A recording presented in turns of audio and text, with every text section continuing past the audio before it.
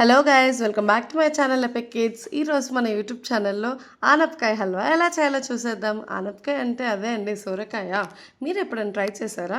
ఈసారి కంపల్సరీగా ట్రై చేయండి, బాడీకి చలువ కూడా చేస్తుంది.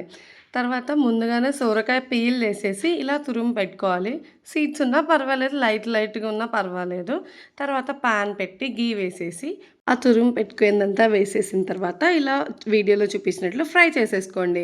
ఒక 5 to 10 minutes ఫ్రై చేసిన తర్వాతనే మిల్క్ వేసి మంచిగా బాయిల్ చేయాలన్నమాట. సొరకాయ ఫ్రెష్గా ఉంటే మాత్రం త్వరగా కుక్ అయిపోతుంది.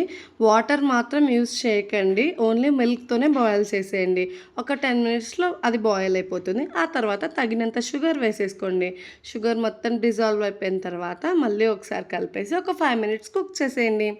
ఈలోగా మనం ఆల్రెడీ మనకి ఇష్టమైన డ్రై ఫ్రూట్స్ అన్నీ ఫ్రై చేసేసి పెట్టుకోవాలి. ఆ ఫ్రై చేసినవన్నీ మనం ఇలా వీడియోలో చూపించినట్టు మన సొరకాయ హల్వాలోకి వేసేసుకోవాలి.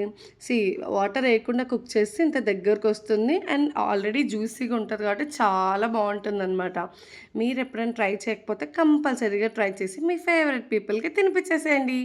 Don't forget to subscribe my channel guys.